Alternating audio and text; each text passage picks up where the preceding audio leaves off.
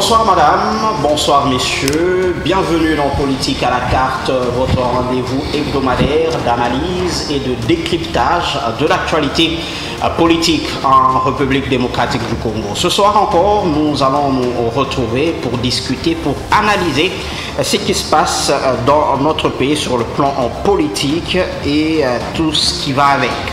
Vous le savez, c'est depuis quelques semaines déjà que Judith Suminwa-Tuluka, première ministre de la République démocratique du Congo, et son équipe sont déjà en fonction.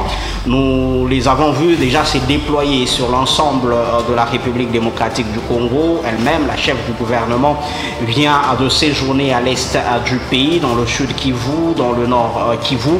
Nous voyons les ministres déjà sur le terrain, le ministre de la Justice, de l'autre côté, le ministre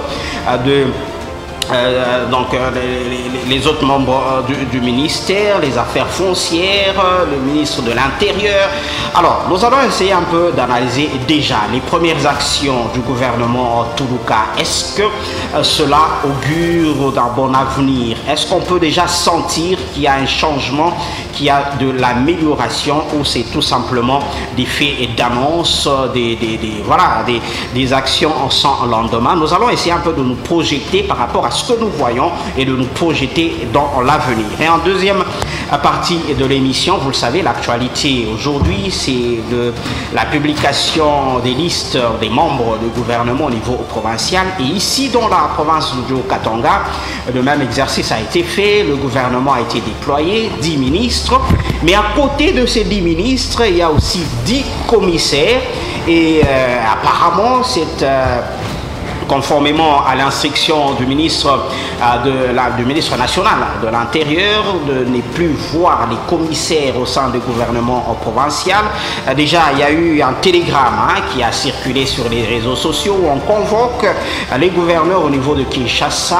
Est-ce que l'on peut parler aujourd'hui de l'ingérence de Kinshasa dans les affaires purement provinciales? Nous allons ici essayer de voir les attributions des gouverneurs, ce que les permettent la Constitution dans le cadre de la libre administration de province. Qu'en est-il exactement?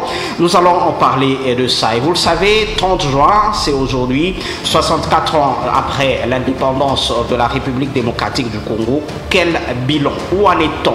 Et que devons-nous faire pour améliorer le futur? En tout cas, voilà l'ossature de l'émission Politique à la carte de ce soir. Et pour en parler, vous le savez, je reçois les deux tendances, la majorité, ceux qui sont au pouvoir, ainsi que ceux qui voient un peu autrement la manière de gérer du pouvoir, un peu du côté de l'opposition. C'est dans ce cadre que je reçois ici André Kabamba. Il est secrétaire exécutif de l'AFDC, de sénateur Bahati Lukwebo, ici dans la province du Haut-Katanga, avocat de son État. Bonsoir et bienvenue dans Politique à la carte. Bonsoir, monsieur Narcisse. Merci pour l'invitation. Bonsoir à mon co-débatteur. Bonsoir à tous les téléspectateurs qui nous suivent de partout. Voilà, justement, en face de vous, Alain Walenge, il est président national du parti Afrique. Afrique, ce n'est pas le continent, c'est tout simplement l'alliance des fédéralistes républicains indépendants du Congo. Bonsoir et bienvenue dans Politique à la carte. Bonsoir, monsieur Narcisse. Tout le plaisir est pour moi de vous remercier encore une fois de plus de nous avoir donné l'occasion de s'adresser aux nombreux téléspectateurs qui nous suivent en ce moment et de leur dire bonne fête de 30 juin pour la commémoration du 64e anniversaire de notre pays, depuis l'accession à l'indépendance. Sans plus tarder, nous allons commencer avec le tout premier sujet. Judith Suminwa-Tuluka, première ministre de la République démocratique du Congo, la toute première ministre de la RDC, se déploie déjà avec son équipe gouvernementale. Je commence avec vous, André Kabamba. Quand vous voyez déjà l'équipe gouvernementale au niveau national se déployer, les premières actions, les premières décisions être prises, vous vous dites quoi? Ça y est, c'est bon, on avance bien? En tout cas, de ce que nous voyons déjà, l'activisme de la première ministre sur terrain, je crois qu'elle est dans son rôle parce que la Première ministre ne doit pas rester un bureau d'études, doit être sur terrain, parce qu'on appelle l'exécutif national. Alors, nous voulons, comme nous l'avons constaté, lorsqu'elle est arrivée au sud Kivu, elle a posé quand même certains actes de compassion vis-à-vis de nos frères et sœurs qui sont injustement violentés, massacrés, tués par M23, et donc par le Rwanda bien entendu, sous couvert de M23, avec la complicité de la communauté internationale. Alors, ce que nous pouvons encore souhaiter, en dehors de tous ces déplacements, qu'il y ait vraiment le suivi et qu'il y ait l'évaluation de toutes les recommandations que la Première ministre doit de temps en temps faire à l'endroit des différents ministres pour se rassurer de l'exécution. Parce que ce qui tue notre pays, c'est plus les discours. C'est pourquoi, à mon avis, j'aurais voulu que la gestion de la République se fasse en 4 langues. Parce que je me rends compte que lorsque les ministres passent à la télévision, commencent à expliquer des choses en français, et ça échappe les communs des mortels, le bas peuple comme on l'appelle, et concrètement, on a des mots en français pour embellir, comme du genre le gouvernement a saisi l'affaire et nous allons nous y mettre, mais concrètement, et la population qui a voté massivement le président Félix Antoine Tshisekedi Tshilombo avec un score de 73% attend voir ce programme que le président avait présenté à la population, qui a séduit toute la population congolaise, de bénéficier pour son bien-être. Donc nous avons que ça se passe en langue nationale. Oui, nous voulons que la gestion de la République se fasse en 4 langues nationales. Quand un ministre descend dans un coin, qu'il parle dans une langue du coin. Parce que le français, quelque part, monsieur Narcisse, ça nous sort de notre peau congolaise et même notre peau africaine. Aujourd'hui, la population n'attend plus les discours, attend les actions concrètes. Le chef de l'État ne sera pas partout au même moment. C'est un gouvernement de défis parce que c'est un gouvernement du dernier mandat du président Félix Antoine Tshisekedi Tshilombo. Donc aujourd'hui, nous encourageons déjà cette sortie active de la Première ministre. Et nous avons vu aussi les ministres de la Justice faire aussi des sorties, mais ça ne soit pas des sorties comme du tourisme, ça soit des sorties qui sont accompagnées avec des actions concrètes. Est-ce qu'il n'y a pas un peu de folklore dans tout cela qu'on voit Constant Moutamba, voilà, première décision, c'est poursuite contre les homosexuels. Est-ce que ce n'est quand même pas des décisions un peu populistes juste pour marquer la conscience du public et au fond, il n'y a pas grand-chose de concret? Oui, à mon avis, je vais aborder cette question avec beaucoup de responsabilités. Parce que le peuple qui nous suit aujourd'hui n'est pas dupe, connaît toutes les réalités. La souffrance, tout ce qui se passe n'échappe pas au contrôle de la population. Et moi, je ne peux pas me mettre ici à inventer un nouveau monde. Moi, par rapport au dynamisme du ministre d'État en charge de la justice, je loue toutes ces initiatives. Mais à mon avis, je considère qu'il a mis la charrue devant le bœuf. Parce que ce n'est pas par là qu'il devrait commencer.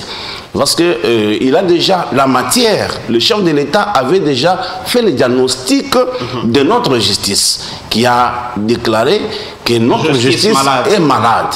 Et sur base de cela, je crois que les actions concrètes que le ministre d'État en charge de la justice devrait mener, c'est de pouvoir chercher les médicaments, ou je dois dire comme ça, les produits appropriés, parce que le diagnostic a été déjà fait. On n'a pas besoin d'amener encore notre justice au labo pour découvrir les microbes. Maintenant, c'est soigner la justice. Soigner la justice, c'est notamment, il devrait commencer par améliorer les conditions des magistrats, les conditions de travail, il devrait maintenant aussi suivre les actes que les magistrats posent. Parce que je vais terminer par là.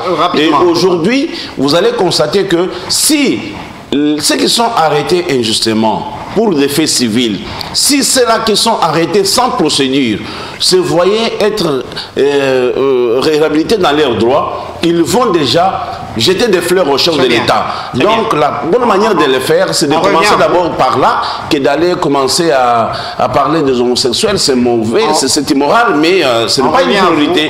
Ce n'est pas une priorité pour le peuple. Alain Walingue, première sortie du gouvernement en souminois, nous les avons vus déployer sur le terrain. Comment vous trouvez, vous percevez ces différentes premières mesures au niveau de ce gouvernement national? Merci beaucoup, merci Narcisse pour la question. Et d'ailleurs, j'aimerais aborder dans le même sens que mon co-débatteur, qui a essayé un peu d'écorcher certains éléments qui font que la République a toujours été sacrifiée aux dépens de ceux-là qui nous dirigent jusqu'aujourd'hui. D'emblée, j'aimerais entrer dans le jeu et rester toujours si c'est prêt pour nous. Il a dit, les discours, on en a marre. Ce qui est vrai. Depuis l'accession de notre pays à l'indépendance jusqu'à aujourd'hui. On va parler du bilan de l'indépendance. Oui, là, je ne vais pas entrer en profondeur. C'est juste une façon de rappeler comment est-ce que le pays est géré jusqu'à aujourd'hui. Il n'y a que des discours, il n'y a que des promesses. Mais en réalité, si le terrain n'est rien comme concrétisation par rapport à toutes ces promesses-là, par rapport à tous ces discours-là qu'on nous a toujours amenés sur le plan politique. Aujourd'hui, nous parlons de la sortie du gouvernement Madame Soumino. Vous avez épinglé quelques actions qu'elle a y amenées, notamment à l'est de notre pays, qui est en proie des violences, et les violences qui durent depuis des années, que la population est en train de traverser une misère incommensurable. Et la première ministre ou le premier ministre, Madame Soumino, a jugé bon d'aller peut-être consoler cette population-là. Consoler cette population-là, c'est juste les discours, comme mon co-débatteur venait de le dire, où il y a des mesures palliatives qui peuvent aller dans le sens d'estomper ou d'arrêter carrément la souffrance qu'endure la population de l'Est. Nous disons, pour nous, c'est déjà vu, c'est déjà entendu. Tout ce qu'ils font là entre dans la logique de ce que nous appelons comment est-ce qu'on peut qualifier ça? Donc, les discours populistes. Parce qu'en réalité, il n'y a rien qui va suivre comme action. C'est juste peut-être embellir leur façon de se présenter devant la population, et le reste, la population va rester telle qu'elle est et la situation va demeurer comme toujours. C'est un peu ça. Concernant le ministre de la Justice, là, c'est comme des folklore, on peut le dire ainsi, parce qu'on ne peut pas commencer déjà les actions en attaquant les gens. Il faut entrer dans les profondeurs, voir les mal, où se trouve les mal, pour commencer à donner les solutions, comme Maître l'a dit tantôt là. Il ne faut pas seulement rester dans les superficiels. Il faut entrer en profondeur pour... Mais il a quand même aussi visité des prisons, notamment Makala. Il a promis aux magistrats véreux d'être arrêtés directement. Monsieur Narcisse, il n'est pas le premier ministre à passer ou à faire toutes ces actions-là. Tous les ministres, depuis que le Congo est Congo, ils ont toujours fait ces actions-là. Mais en réalité, le problème, vous venez de le dire ici, comme le chef de l'État lui-même a eu à le dire, la justice est malade. Et nous allons nous poser la question, la justice est malade par qui? La justice est malade par qui? Par ceux-là qui sont censés mener des actions dans ce sens-là, comme les magistrats et autres, ou bien c'est pas l'organisation. La justice est malade par qui? C'est ça la question qu'il faut se poser. Et par là, on peut trouver la réponse. Si c'est seulement rester dans... Donc, selon vous, il y a un responsable qui a rendu cette justice malade? je peux dire, nous tous, nous sommes responsables à des différents degrés. Nous tous, nous sommes responsables, nous sommes concernés. Parce que quand la justice est malade, c'est nous tous ici qui subissons cette maladie de cette justice-là. C'est nous tous qui subissons cela. Alors, si un ministre de surcroît, ministre de justice, prend cette audace-là d'attaquer les mots qui rongent la justice, il faut commencer par le commencement. Et le commencement, nous disons que c'est l'homme. C'est l'homme qui est censé dire les droits, qui est quelque peu, je ne sais pas, pour ne pas utiliser des mots forts, en dehors de sa mission, en tant que responsable numéro 1, pour rendre la justice à la population. C'est quoi la solution par rapport à l'homme? C'est les salaires, c'est voilà, réprimander, c'est quoi exactement Tout à fait, monsieur le journaliste. Il y a un problème d'encadrement. Imaginez un magistrat qui est au barreau là-bas. Je ne sais pas comment est-ce qu'il est organisé. Au palais de justice. Au palais de la justice, ok.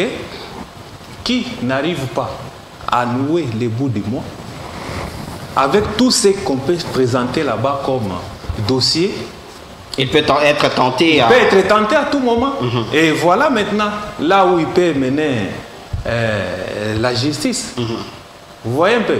Donc, c'est-à-dire l'homme par qui cette justice-là doit être dite, il se sent d'abord mal géré dans son entourage par rapport à tout ce qu'il peut rendre comme justice. Déjà, c'est un problème auquel les magistrats suprêmes devaient s'y pencher pour voir comment est-ce qu'il faut organiser tout cet arsenal juridique pour que la population soit vraiment...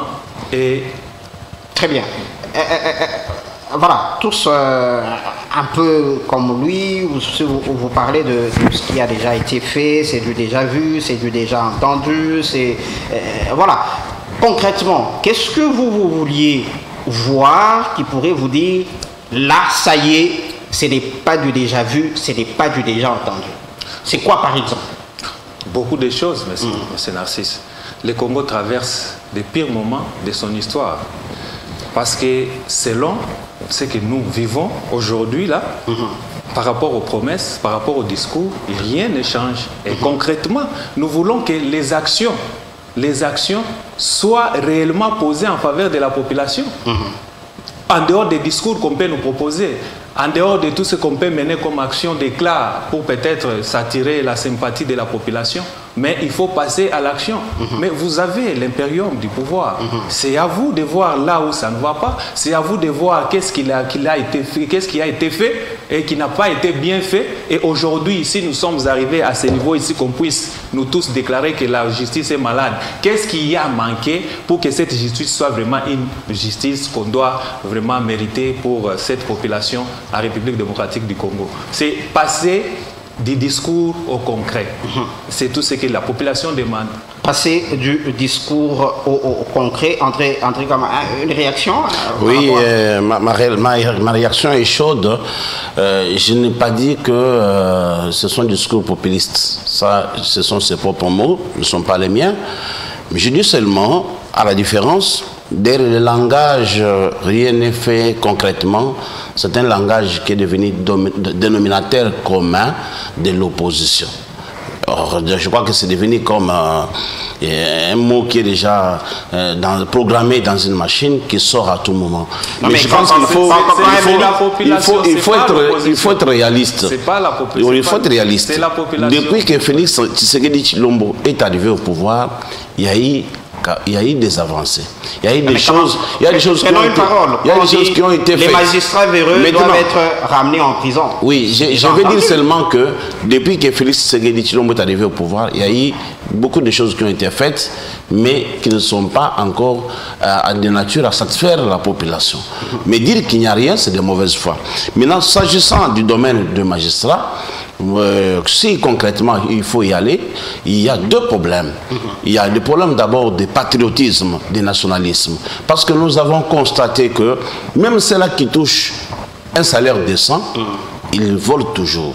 Alors la première solution pour le gouvernement souminois, ici, il y a deux responsabilités. C'est d'abord l'Assemblée nationale doit jouer son rôle. Parce qu'aujourd'hui, qu'est-ce qui a détruit notre pays? C'est lorsqu'on s'est dit, nous sommes une famille politique que nous devons jouer avec la solidarité et nous protéger. Le Parlement, au lieu de jouer son rôle de contrôler le gouvernement et de sanctionner les ministres incompétents, veut les protéger. Et les ministres aussi se disent que, comme l'Assemblée et le Parlement est le nôtre, tout ce que nous pouvons faire, je crois que nous serons protégés. Conséquence, la population ne trouve rien et se remet au chef de l'État. Cependant que le président Félix Tshisekedi Tshilombo ne doit pas se retrouver partout au même moment, il n'est pas Dieu. C'est pourquoi la Constitution a organisé la décentralisation, délégation des pouvoirs. Donc, Tshisekedi Tshilombo a une bonne vision pour ce pays. C'est ainsi que, pour que cette vision puisse se matérialiser, nous voulons cette fois-ci que le Parlement ait le courage, avec l'honorable Vidal Kamere, de sanctionner les ministres incompétents. De sanctionner les ministres, parce que le grand problème, c'est quoi, monsieur Narcisse? Il y a un problème des commissions. Lorsqu'on veut, par exemple, le cas des Congo Airways, nous avons appris qu'il fallait déployer les avions, il fallait de tout consort, mais le ministre vous dit non, moi je dois voir ma part. S'il n'a pas sa part, il bloque l'action de tout un gouvernement. Il y a des investisseurs qui sont venus au Congo, qui sont rentrés parce que le ministre n'a pas trouvé son compte, il a tout bloqué. C'est là que la première ministre devrait veiller de sorte que ces choses-là ne puissent pas bloquer le gouvernement. Deuxièmement, comme le ministre qui est descendu, Constant Moutamba, il a constaté, j'ai vu, il y a des chaises qui sont déjà vétustes, qui ne reflètent pas vraiment l'image d'un pays comme le nôtre. Mais qu'est-ce qu'il devrait faire lorsqu'il revient avec ce rapport?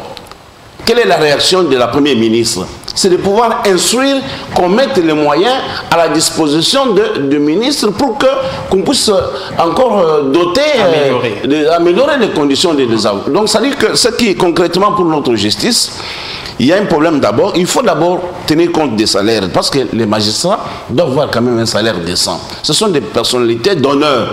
Moi, je prends les magistrats avec les honorables députés, ils doivent avoir même considération. Je pense que les magistrats font un grand travail qui mérite un très bon salaire, plus que même les honorables députés.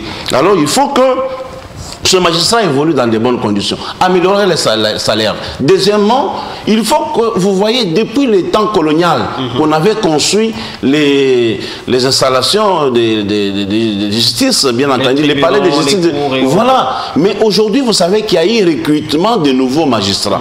Moi, en tant qu'avocat, j'avais fait un crochet au niveau de notre palais de justice. Vous allez vous rendre compte qu'il y a 7 ou 8 magistrats entassés. Et cependant que l'instruction préjuridictionnelle est toujours secrète. Mais comment l'instruction sera secrète lorsqu'on est en train d'entendre quelqu'un ici qui parle des choses qui sont peut-être de l'intimité, l'autre en train d'écouter? Ces conditions-là ne permettent pas à ce que le magistrat fasse du bon travail. C'est pourquoi il faut d'abord construire de nouveaux locaux. Mais s'il faut construire, on doit y mettre les moyens. On doit y mettre les moyens. Mais lorsqu'on y met des moyens, nous apprenons toujours qu'on a détourné 20, 40, 30 millions. Donc, alors, dès lors que celui qui a détourné, demain, il est démis de ses fonctions, mais l'argent n'est pas restitué. Donc, c'est-à-dire que le grand perdant sera président Félix Tshisekedi et nous n'allons pas accepter ça. C'est compris. Il faut qu'il y ait la sanction. Tout à fait. Awalégué, voilà. C'est quand même fondé ce qu'il a dit. Tout à fait, monsieur le journaliste, mon co-débatteur a énuméré certains points qui touchent directement à la vie de la population et ce que la population a toujours décrié chaque jour ici.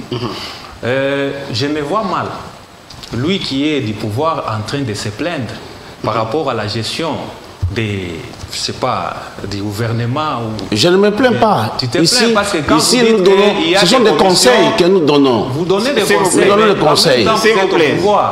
Ici, à ce niveau, vous n'êtes pas là pour donner des conseils. C'est passé aux actions. C'est ce que nous vous demandons. C'est ce qui est recommandé. Donc la population. Je ne suis pas la Première ministre, mais je peux, par ces médias, donner mes conseils au Premier ministre. Il y a des groupes qui sont là quand il y a un problème. Peut-être un ministre d'une certaine classe politique, il a des problèmes.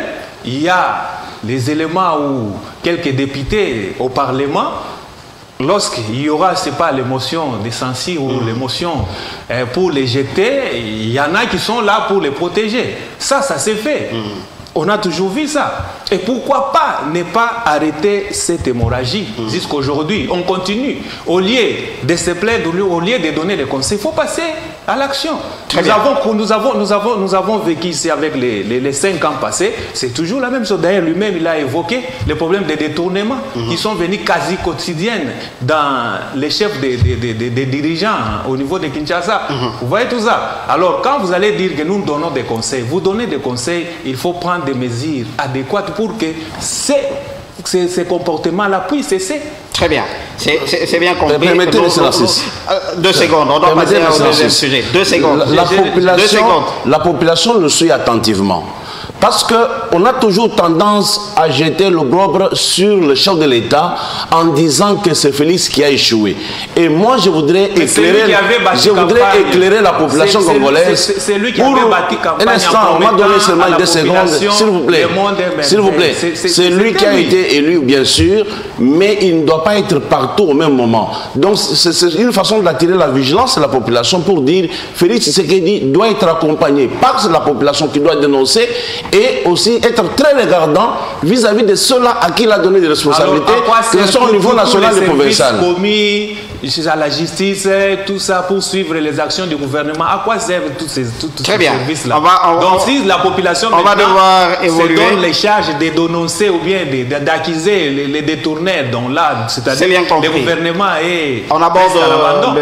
La population joue son rôle qu'il doit jouer. Cette émission, vous aurez la parole, mais on évolue quand même avec cette publication du gouvernement au niveau de la province du Haut-Katanga. Dans plusieurs provinces, ça se fait, mais une particularité dans la province du Haut-Katanga et de Kinshasa d'ailleurs, c'est la présence de commissaires au sein du gouvernement.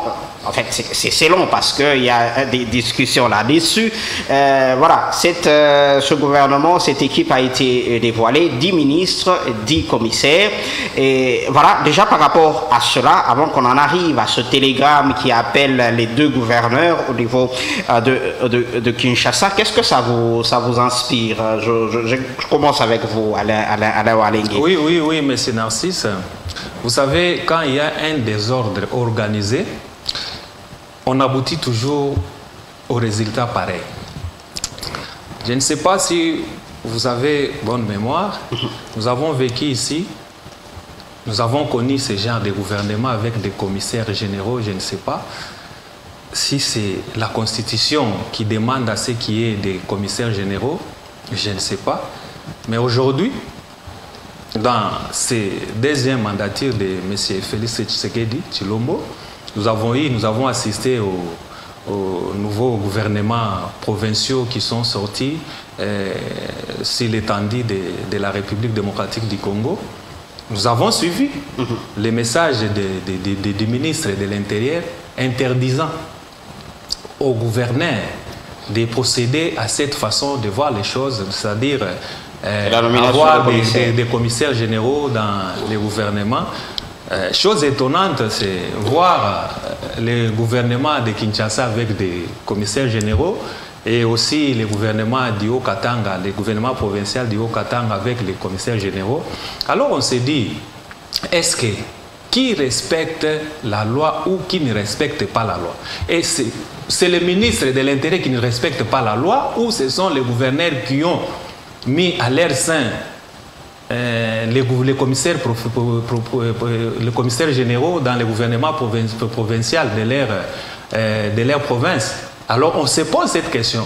Cela nous ramène à dire que le désordre est organisé. Alors chacun y va de sa façon. Et les résultats, vous avez vu, après avoir publié la liste du gouvernement provincial, directement, le gouverneur est appelé à Kinshasa. Vous voyez déjà qu'il y a quelque chose qui ne va pas. Et si vous prenez tout, vous analysez, vous allez voir que cela n'est pas vraiment au bénéfice de la population. La population est en train de subir. La population est en train de vivre les dictats de Kinshasa. Raison pour laquelle nous, en tant que parti fédéraliste, nous disons c'est le système qui est à la base de tout ce que nous vivons ici.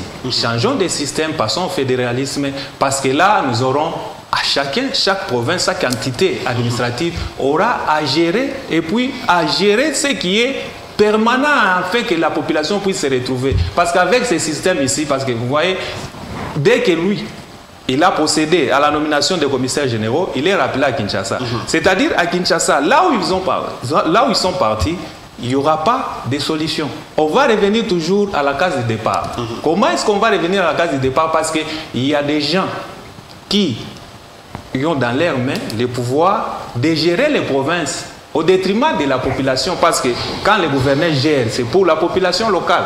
Mais ici, ce sont les gouverneurs qui sont gérés à Kinshasa, qui subissent les dictats de Kinshasa. Donc, autrement dit, les vrais gouverneurs sont à Kinshasa. Les vrais gouverneurs sont à Kinshasa, les gens qui donnent les ordres à tous les gouverneurs. Je vous donne un exemple. Dans le passé, vous avez vu la province de Tanganyika, avec la dame qui était gouverneur, après avoir été éjectée par l'Assemblée provinciale. Elle était rentrée. Et elle-même avait déjà dit que je vais rentrer. Et elle a dit, je vais rentrer parce que je suis de tel. Vous voyez, avec toute cette situation-là, c'est un désordre organisé, c'est-à-dire la population ne trouvera pas son compte dans ce gouvernement ici. Raison pour laquelle nous, Afrique, Alliance des fédéralistes républicains indépendants, nous disons il faut seulement changer le système. Passons au fédéralisme. Vous allez voir que le pays va décoller. Tout ce que nous faisons ici, c'est du théâtre. Personne dans cette situation ne peut donner la solution à ces pauvres populations. On va revenir à vous avec cette philosophie du fédéralisme qui pose aussi problème à un certain niveau. Il y a de craintes. On va revenir à vous, le temps de donner la parole à André Kabamba par rapport à cette situation dans le cadre. Oui, il n'y a pas ingérence parce que nous devons nous en tenir à ce qui est normatif. Moi, j'ai parcouru les télégrammes des ministres, vice-premiers ministres, ministre national de l'Intérieur. Je n'ai lu nulle part où on fait allusion au commissaire, au ministre. Donc, le vice-premier ministre de l'Intérieur est dans ses compétences d'inviter le gouverneur qu'il estime avoir un entretien avec lui de travail. Et je pense que nous ne devons pas verser dans les spéculations sur un plateau, abordant la question des nominations de commissaires et en plus de ministres. Je pense que je ne sais pas porter cette responsabilité. C'est une réalité, les commissaires sont là, parce que nous avons tous lu l'application du gouvernement. Comment vous faites ces raccordements? Je peux qualifier des raccordements frauduleux, de prendre les télégrammes invitant le gouverneur à Kinshasa et les joindre à la publication du gouvernement provincial. Non, ça c'est parce que dans les télégrammes, rien n'a été signalé dans ce sens. Le problème est simple. Et nous devons aller plus. Le ministre de l'Intérieur pour ce qui est de fait, il faut s'arrêter au ministère, tout simplement. Voilà. Mais pour ce qui est de ce télégramme, nous l'avons tous lu, il est écrit qu'on demande de suspendre, je crois. Ce soir, la présentation du programme du gouvernement. Voilà. Est-ce que c'est la présentation du gouvernement? Mais c'est pas lié à cette question. Quand on parle de ce soir, la présentation du programme du gouvernement, peut-être il y a certains, le vice-premier ministre a voulu parcourir le programme du gouvernement pour voir si ce programme tient en compte certains aspects sécuritaires. Alors vous me donnez raison quand je dis que c'est un désordre organisé parce que dans d'autres provinces, ils ont respecté la recommandation du ministre de l'Intérieur. C'est seulement Kinshasa et au Katanga, là où on voit, il y a aussi des commissaires généraux qu'on a encore introduits dans le gouvernement provincial. Raison pour laquelle nous disons... Mais vous m'avez arraché la parole pendant que... Non, je voulais juste... Laissez-les finir, laissez-les terminer. Je voudrais que la population qui nous suit puisse avoir la chose dans son sens clair. Le télégramme a demandé à ce qu'on ne puisse pas présenter le programme du gouvernement et que les autorités compétentes et les autorités de la province, au Katanga et de Kinshasa, se retrouvent pour une séance de travail. Mais on n'a pas fait allusion à la mise en place des commissaires. D'où vient ce débat? S'il vous plaît, qu'on s'entende d'abord bien. Écoutez, qu'on s'entende bien. D'où vient ce débat? La question des commissaires généraux dans les gouvernements. S'il vous plaît, monsieur Alain. S'il y a une interdiction, parce que moi je n'ai pas lu cette interdiction, si interdiction il y en a. Ce que vous dites, c'est vrai. Le télégramme se limite à dire on sursoit la présentation du programme. Par conséquent, il n'y a pas investiture du gouvernement provincial. C'est la conséquence logique. Et curieusement, c'est pas si il faut aller dans votre sens, il y a cette coïncidence qu'il n'y a que ces deux provinces qui, par coïncidence, ont des commissaires qui ont été appelés à Kinshasa. Est-ce que c'est juste par coïncidence? C'est simple à comprendre, c'est la porte à comprendre. C'est-à-dire, s'il vous plaît, laissez-le pas obéir aux ordres. S'il vous plaît, je vais poser une question, qu'il réponde à la question. S'il vous plaît, laissez-le développer. Je pense que le gouverneur, l'honorable Jacques Kiaboula, et il vient de terminer le premier mandat avec Félix Tshisekedi, il est dans son deuxième mandat, et c'est un homme expérimenté qui connaît les fonctionnements de comment il doit fonctionner avec sa hiérarchie. Je ne le vois pas, l'honorable Jacques Kiaboula, en étant bon élève qui a été vanté par le chef de l'État lui-même pour sa discipline, aller à l'encontre des instructions. Et alors, si peut-être l'instruction, parce que je n'ai pas lu cette instruction dont il est question, il y en a, mais je pense que et arriver à mettre en place un gouvernement avec des commissaires avec la soi-disant instruction, parce que moi je n'ai pas lu, il doit y avoir peut-être il y a eu une dérogation quant à ce. Alors, mais s'il faut parler de Kinshasa et du Haut-Katanga, où il y a dans les affaires. Qu'est-ce qu'on appelle l'ingérence? Qu'est-ce qu'on appelle l'ingérence? C'est très important. Parce que vous avez dit, si M. Kiaboula avait travaillé, Monsieur le Président, laissez-moi, vous m'arrachez. Vous êtes en train d'aviser des montants. Vous avisez des montants. Allez-y. Notez si vous avez des choses à dire, parce que quand vous parlez, moi je suis très posé. Allez-y. Je voudrais que la population ne puisse pas gober des choses qui sont inventées par ceux qui sont en train de combattre les actions du gouverneur Jacques Kiaboula ou des actions qui sont menées au niveau du gouverneur de Kinshasa. Et si on est au niveau de l'ingérence, est-ce qu'il n'y a pas ingérence ici, qu'est-ce qu'on appelle ingérence? L'ingérence veut dire seulement que une personne qui veut entrer dans les compétences de l'autre personne. Voilà. C'est ça qu'on appelle l'ingérence. Est-ce que le vice-premier ministre, ministre de l'Intérieur, n'a-t-il pas droit d'inviter les gouverneurs? Il a droit. La réponse est affirmative. Et à ce niveau-là, est-ce que le vice-premier ministre de l'Intérieur n'a-t-il pas le droit de donner quelques orientations politiques au gouverneur? Il a ses droits. Alors, pourquoi on peut parler de l'ingérence? L'ingérence, si le vice-premier ministre venait poser les actes qui sont de la compétence des gouverneurs. Donc, jusqu'à ce stade, il n'y a pas d'ingérence. D'accord. C'est une collaboration. Tout à fait. C'est bien compris. Voilà. On ne peut parler de l'ingérence. Alain Walengue, aujourd'hui, vous avez parlé de vous, fédéralistes, qui estimez qu'il faut... C'est l'exemple de ce qui fait à ce que vous pensez qu'il faut carrément changer le système et aller dans le système purement fédéraliste. Voilà. Pour les dire des choses clairement, il y a aussi des craintes parce que généralement le fédéralisme, malheureusement au Congo, rime avec séparatisme, sécession, voilà. Voilà, il y a ces craintes-là au niveau de ce système-là.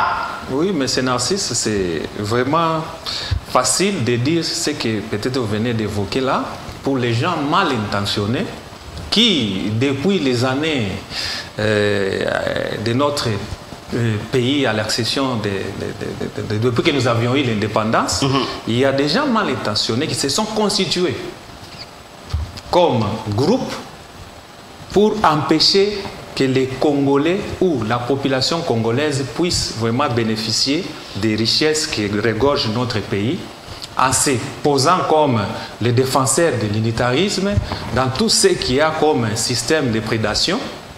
Nous sommes ici en République démocratique du Congo. Le fédéralisme, ce n'est pas quelque chose qu'on a créé par... c'est pas un Congolais ou bien c'est pas quelqu'un qui est venu du ciel. Oui, mais l'expérience congolaise fait à ce que... On n'a jamais appliqué le fédéralisme ici en République démocratique du Congo. Pour rappel, après l'accession de notre pays à l'indépendance en 1960, en 1961, il y a eu déjà des tables rondes et des conférences sur comment il faut gérer le pays dans le futur. Tout ce qui était à cette époque-là, voilà, on est déjà un tout petit peu dans l'indépendance, dans le sujet en rapport avec l'indépendance, allez-y. Tout ce qui était comme des dirigeants à cette époque, donc nos pères, ils se sont mis ensemble dans des conférences, dans des conclaves pour essayer de voir la manière dont le Congo sera géré dans le futur. Tous, à l'unanimité, ils avaient opté pour le fédéralisme. Et pourquoi ça n'a pas été appliqué? Ça n'a pas été appliqué parce qu'il y a eu le coup d'État de M. Mobutu en 1965. Parce que ce que vous avez toujours entendu appeler la constitution de Luabourg, c'était la constitution qui allait gérer le pays après 1964, le 1er août 1964, adoptée au référendum par la population congolaise à cette époque. C'est la constitution fédéraliste qu'on avait adoptée pour ce pays-ci. En 1961, il y avait une conférence à Lovagnon qui avait pour but de voir comment est-ce qu'on peut gérer les pays avec l'autonomie de gestion des provinces. C'est-à-dire, nous sommes toujours dans ce sens-là. Pour nous, les fédéralistes, nous pensons que nous avons vraiment été déroutés par ceux-là qui sont présentés comme les sauveurs du pays, en nous menant dans une direction que nous connaissons. Tout ce que nous connaissons ici, c'est par rapport à tout ce que nous avions. Est-ce qu'aujourd'hui, le problème du Congo, ce n'est pas le problème de l'homme congolais, ou c'est plutôt le problème du système?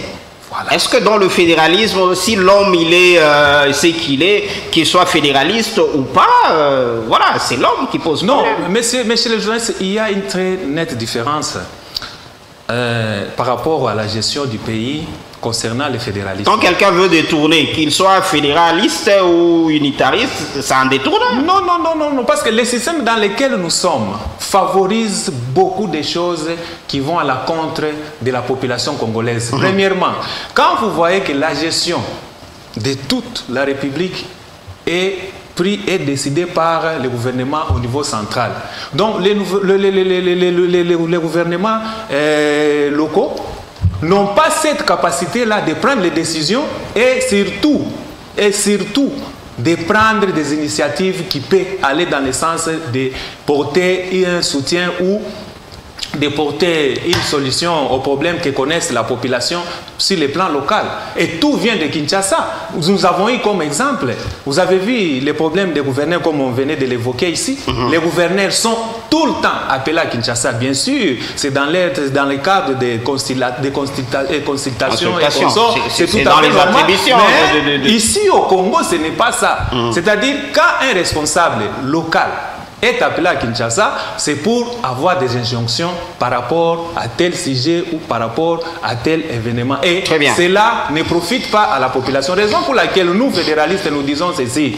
Il faut revenir au fédéralisme comme nos pères l'avaient déjà bien élaboré pour que le pays soit dans une bonne direction. Au lieu de s'embrouiller dans un système qui est prédateur, un système qui enrichisse quelques groupes d'individus au détriment de la population qui devait avoir aussi...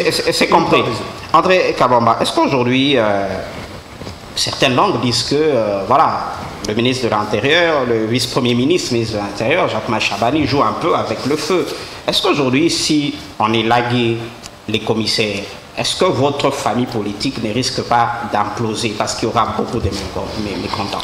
Ben, nous ne sommes pas là. Moi, je ne voudrais pas plus m'étaler là-dessus, parler des commissaires et tout consort. Je considère que le vice-premier ministre a invité le gouverneur dans ses attributions. Ils vont pouvoir parler en tant que les hommes d'État pour le bien-être de la population et aussi pour la cohésion de notre famille politique qui est l'Union sacrée.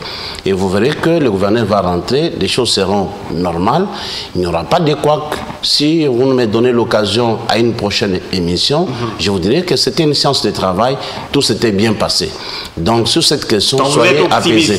Soyez apaisés, il y a la stabilité, et ni l'Union sacrée, ni les provinces ne seront pas déstabilisées parce que le vice-premier ministre, ministre de l'Intérieur, a la mission de veiller à la stabilité du fonctionnement des provinces et aussi, il sait qu'il est de l'Union sacrée et doit tenir compte de tous ces paramètres. Ce qui est très important, la Constitution nous bloque avec 10 ministres. Mais je crois que si modification de Constitution il y en a, on pourra laisser cette ouverture-là. Mais étant donné que cela n'est pas fait, il y a toujours des instructions qui viennent des ministres de l'Intérieur pour donner cette ouverture. Là aussi, c'est une brèche que vous ouvrez pour la modification de la Constitution. Quand il s'agit de la question du fédéralisme, ce sont tous ceux-là qui ont des velléités sécessionnistes pour pouvoir diviser le pays. Ça donne toujours à la voie du fédéralisme. Vous l'avez bien dit vous-même. Au jour d'aujourd'hui, le peuple congolais n'est pas encore mature pour appliquer le fédéralisme. 64 ans. Et vous, les journalistes, vous avez posé de bonnes questions.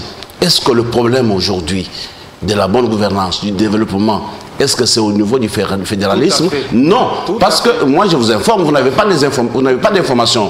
Nous avons un État unitaire fortement décentralisé.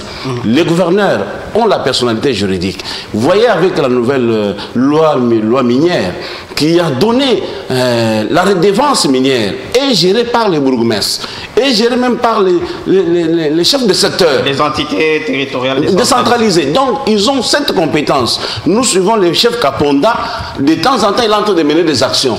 Donc alors, toutes les autorités locales ont la liberté de poser les actes pour le bien-être de la population et les moyens leur sont reconnus par la Constitution. Quelle est la raison de la mise en place d'un État fédéral? Donc ici, tous ceux qui ont des velléités de pouvoir vivre dans un État et d'aller dans la sécession, ils se cachent derrière le fédéralisme. Nous devons d'abord combattre pour consolider, s'il vous plaît. Nous devons, les États qui utilisent le fédéralisme, ce sont les États qui ont atteint d'abord à maîtriser le nationalisme. Nous devons d'abord nous devenir une nation. Donc il faut que le Congo devienne d'abord une nation. Le nationalisme n'exclut pas le fédéralisme. Dès que le Congo devient une nation, s'il vous plaît, dès que le Congo devient une nation, à ce moment on peut procéder au fédéralisme. Mais dès lors qu'il y a ces velléités-là, aborder la question du fédéralisme, c'est donner chèque en blanc à ceux-là qui veulent balkaniser le pays. Ça prendra une autre dimension, on va balkaniser notre pays, on donne chèque en blanc à ceux-là qui veulent balkaniser notamment la communauté internationale. Donc ça dit que le problème aujourd'hui du développement de notre pays, c'est l'homme congolais. Parce que vous allez voir que vous allez en Zambie, vous allez dans d'autres pays. C'est compris, on court derrière les temps, c'est l'homme. Il faut que l'homme comprenne. C'est très important, M. Christian. M. Narcisse, je termine par là, M. Narcisse. Rapidement. M. Narcisse, ce qui est très important, que tous ceux qui ont été nommés, qui ont bénéficié de la confiance de l'État, que ce soit au niveau national ou provincial, doivent comprendre que lorsque j'ai des responsabilités, je suis serviteur, je dois rendre service à la population. Très bien. Mais si on comprend que c'est pour s'enrichir, et là, nous n'allons pas avancer. C'est bien noté. Allez, Walingue, votre réaction à chaud, rapidement. C'est cette question en disant que le fédéralisme, c'est favoriser, c'est donner... Oui, des velléités sécessionnistes. Moi, je dis que donc, vous êtes... C'est pas vous vivez dans quelle planète, monsieur? le fédéralisme n'est pas égal à la sécession. Le fédéralisme, c'est un système. Mais ceux qui ont ces velléités là, sécessionnistes, ils vont saisir l'occasion. D'ailleurs, je m'en vais pour exemple. Vous avez le Brésil, vous avez l'Afrique. Nous ne sommes pas encore arrivés à ce stade-là. Vous avez 64 ans depuis que vous êtes libre. Depuis 64 ans, vous allez dire que nous ne sommes pas encore matures pour passer du système militarisme au système fédéralisme. Très bien. Nous disons que c'est le fédéralisme qui est la solution pour le moment. Très bien. Tout ce que vous dites là, c'est peut-être parce que vous êtes habitués. Si on veut construire des routes, gens du pouvoir. on n'a pas besoin de fédéralisme. Mais on évolue, s'il vous plaît. Pendant 5 ans, pendant 10 ans, pendant 20 ans. Voilà, parce que vous aurez le temps d'y revenir avec les 64 ans d'indépendance. Nous avons nos villages. On évolue. C'est sous la gouvernance de Félix Tshisekedi que cette route a été construite. Donc il y en a plusieurs routes. Les banques mondiales, ça ce n'est pas... Très bien. La Banque mondiale n'est pas venue dans une forêt. S'il vous plaît, avec les gouvernements. Est-ce qu'on peut évoluer? Monsieur Alain, est-ce qu'on peut évoluer? Vous êtes en train de vous approprier les choses que vous n'avez pas. Est-ce qu'on peut évoluer? Évoluons. C'est ça le mal. 64 ans après l'indépendance de la République démocratique du Congo. Un pays continent, c'est le fédéralisme, monsieur. André Kabamba, aujourd'hui, quel bilan? Rapidement, on va associer les deux. Quel bilan et quelle perspective pour l'avenir de la République démocratique du Congo? Rapidement. Donc, ce jour commémoratif du 64e anniversaire de notre accession à l'indépendance, je puisse dire que c'est un jour de méditation, un jour d'interpellation, parce que ce n'est pas normal. Et nous ne pouvons pas nous jeter des fleurs sur ce point de vue-là. Nous avons vu les pays qui ont acquis leur indépendance après le Congo, et nous prenons les cas illustratifs. L'hôpital Sendwe en son temps, le Sud-Africain venait se faire soigner à l'hôpital Sendwe. Mais vous voyez aujourd'hui, quand on a des cas sérieux de maladies, nous devons aller à l'étranger. Donc ce qui est impossible, donc ici au Congo, tout est possible. On peut tout faire. Mais seulement, 64 ans après l'indépendance, je me rends compte que nous n'avons pas pris conscience du travail que Lumumba avait fait. Et vous allez constater que le travail, je dois être sincère, le travail qui a été abattu par Joseph Kabila et le travail qui a été abattu par Félix Antoine Tshisekedi Tshilombo. Nous pouvons compter 18 ans de Joseph Kabila et plus les 6 ans. Aujourd'hui, 5 ans de Félix Antoine Tshisekedi Tshilombo, ça fait 23 ans. Et si nous avions quand même cet élan ici, on aurait avancé. Très bien. Donc, c'est juste dire qu'aujourd'hui, tous ceux qui ont des responsabilités doivent comprendre que nous devons nous mettre en cause parce qu'il est anormal, M. Narcisse, 64 ans après l'indépendance, notre pays, jusque-là, n'est pas encore relié. Toutes les 26 provinces ne sont pas reliées. Nous avons encore un problème à manger. Au stade d'aujourd'hui, on ne peut plus parler des problèmes à manger, les problèmes de logement, les problèmes d'électricité. Et ça, je crois qu'à ce gouvernement de Judith Souminois puisse relever les défis. Puisse relever les défis pour que vraiment on récupère la situation. 64 ans après, bilan c'est déjà quelqu'un qui est mature, qui peut-être dans l'administration, il est déjà retraité de la sortie. Notre problème, c'est la mauvaise gouvernance, la mauvaise gestion et les systèmes dans lesquels nous nous trouvons depuis 64 ans. Nous pataugeons parce que la population n'a pas accès à l'eau potable, n'a pas accès à l'électricité, les développements, n'en parlons même pas. Nous vivons encore, ce n'est pas dans l'état primaire. La population souffre tellement, et raison pour laquelle nous insistons, nous rappelons encore que la meilleure façon de développer ces pays, c'est le fédéralisme. Aller outre. Non, non, ça je peux intervenir à chaud. Monsieur Narcisse vous a dit ceci.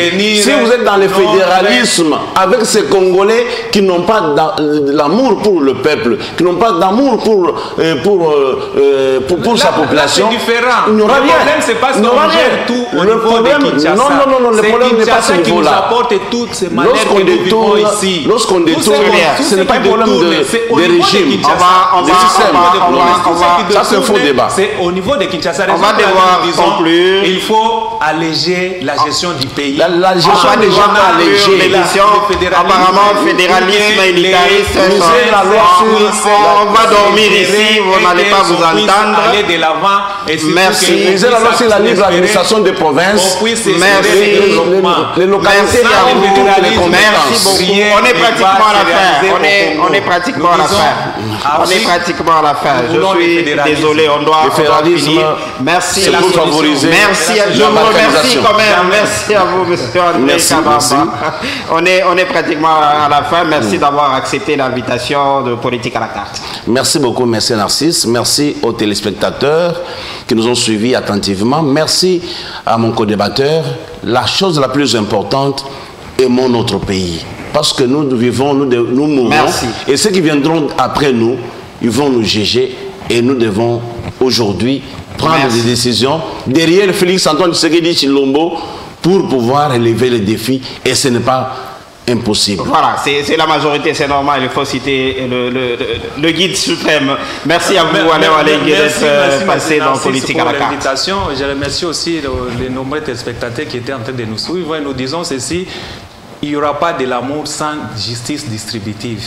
Nous avons besoin de vivre dans un Congo prospère, dans un Congo développé, et cela implique l'engagement de tout un chacun pour que nous puissions espérer un développement avec le fédéralisme comme mode de gestion dans ces pays. C'est un faux débat, le fédéralisme. Voilà, madame, monsieur, vous comprenez que c'est vraiment houleux, c'est un débat unitariste et fédéraliste. On doit terminer l'émission. L'essentiel est que tout ce que les politiques pourront faire, majorité, opposition, société civile, que cela profite à la population congolaise. La population lambda a besoin de vivre, a besoin de jouir des potentialités, de richesses de la République démocratique du Congo. Et je pense que c'est à ça qu'aura un sens tous ces combats, toutes ces luttes politiques en République démocratique du Congo. Merci encore une fois à mes invités. Je vous fixe rendez-vous la semaine prochaine pour d'autres analyses sur des questions d'actualité en République démocratique du Congo. Au revoir.